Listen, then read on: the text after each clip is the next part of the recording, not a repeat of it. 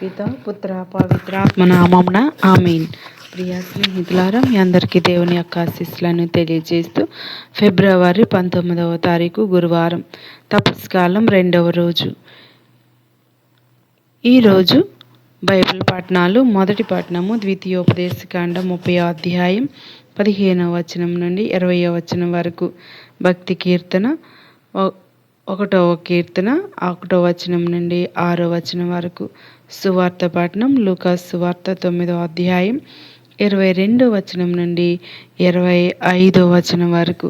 ఈనాటి సువార్త పఠనాన్ని భక్తి శ్రద్ధలతో చదివి ధ్యానించుదాం. మనుష్య కుమారుడు అనేక శ్రమలను అనుభవించి పెద్దలచే, ప్రధాన అర్చకులచే, ధర్మశాస్త్ర బోధకులచే నిరాకరింపబడి చంపబడి 3వ దినమున ఉత్థానమగుట అగత్యము అని పలికెను. మరియు వారందరితో, నన్ను అనుసరింప కోరువాడు తనను తాను త్యజించుకొని అనుదినము తన సిలువను ఎత్తుకొని నన్ను అనుసరింపవలెను. తన ప్రాణమును కాపాడుకొని చూచువాడు దాన్ని పోగొట్టుకొనును. నా నిమిత్తమై తన ప్రాణములను దారపోయేవాడు దాన్ని దక్కించుకొనును. ఒకడు లోకమంతటిని సంపాదించి తనను తాను కోల్పోయిన లేక తాను నశించిన ఎడల ప్రయోజనమేమి? ఇది ప్రభువు వాక్కు. సర్వేశ్వరునికి వందనములు. ధ్యానాంశం: లోక సంపాదన, ఆత్మ సంపాదన.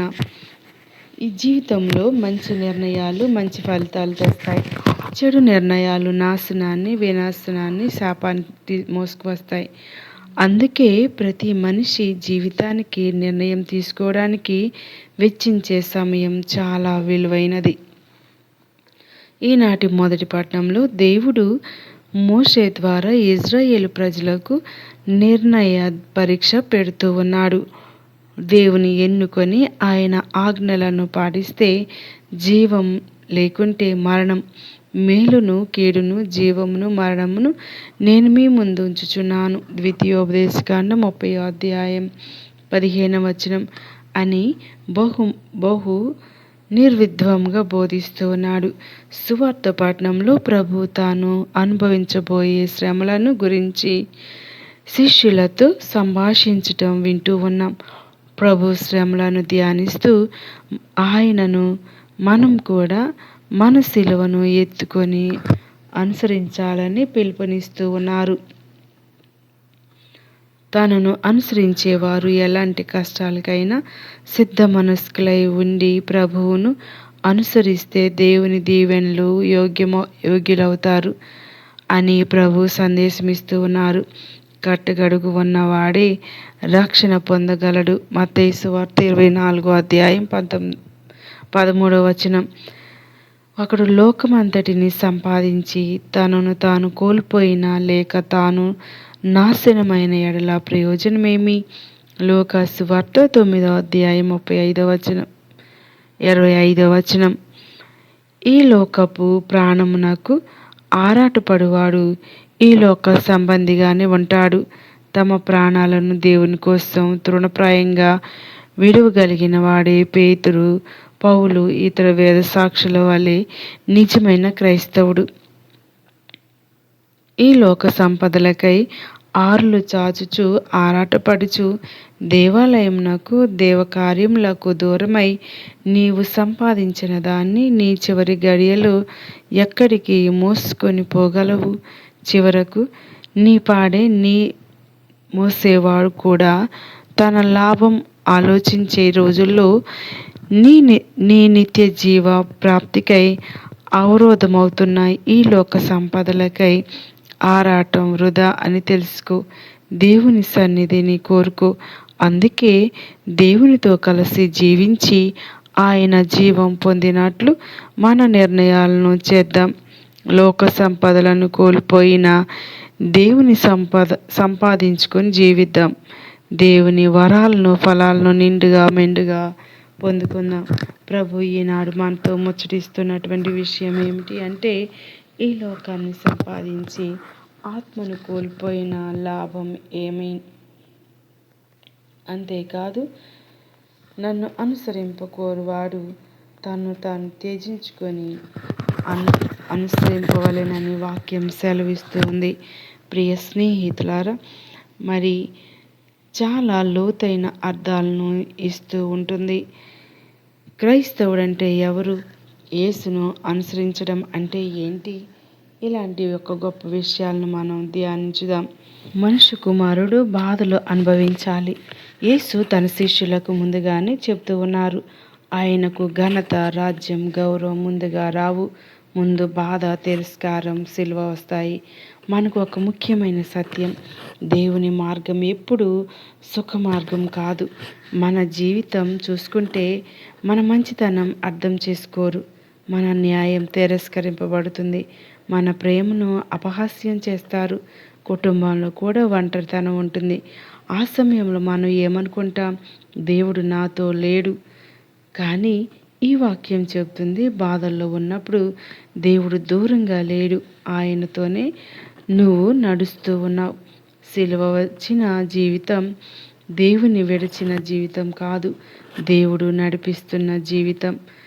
తన్ను తాను నిరాకరించుకొని ప్రతిదినము తన సిలువను ఎత్తుకొని నన్ను అనుసరింపవలెను. ఇది ఈ భాగం యొక్క హృదయం. యేసు నా కోసం పెద్ద పనులను చెయ్యి అనలేదు. ఆయన అన్నది, నిన్ను విడిచిపెట్టను. తన్ను తాను నిరాకరించుకోవడం అంటే నా అహంకారాన్ని వదిలివేయటం, నా మాటే చివరి అనే భావాన్ని వదిలివేయటం, కోపాన్ని పట్టుకోకుండా క్షమించటం, ప్రతీకారం కాక ప్రేమను ఎంచుకోవడం, నా ఇష్టం కాక దేవుని చిత్తం ఎంచుకోవడం. సిలువ అంటే ఏంటి? సిలువ అనేది కేవలం కష్టాలు కాదు. సిలువ ప్రేమ కోసం భరించే బాధ. ఉదాహరణకు, తల్లి పిల్లల కోసం నిద్ర లేకుండా పనిచేయటం, భర్త లేదా భార్యను క్షమిస్తూ కుటుంబాన్ని నిలబెట్టడం, మనసు నొప్పించిన వారిని మళ్ళీ ప్రేమించడం, నిజాయితీ కోసం నష్టాన్ని అంగీకరించడం. ఇవే రోజువారీ సిలువలు. యేసు చెప్పినది గమనించండి. ప్రతిదినం, ఆదివారం మాత్రమే కాదు, ప్రతిరోజు క్రైస్తవ జీవితం ఒక సంఘటన కాదు, ఒక నిర్ణయం, నిత్య నిర్ణయం. జీవితాన్ని కాపాడుకోవాలనుకునేవాడు దానిని కోల్పోవును. 24వ వచనం. ఇది ఒక పరస్పర విరుద్ధ సత్యం.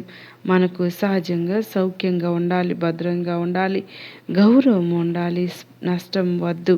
కానీ యేసు చెప్తూ ఉన్నాడు, స్వార్థ జీవితం చివరికి శూన్యం, త్యాగ జీవితం నిజమైన జీవితం, స్వార్థ జీవితం చివరికి శూన్యం అని పలుకుతున్నాడు. ఎందుకంటే మనిషి జీవితం కేవలం శరీర జీవితం కాదు, మన హృదయం ప్రేమించడానికి సృష్టించబడింది. స్వార్థం మనిషికి చిన్నవాడిని చేస్తుంది, ప్రేమ మనిషిని దేవునిలా చేస్తుంది. ఎవరైతే ప్రేమ కోసం త్యాగం చేస్తారో వారే లోపల ఆనందంగా ఉంటారు.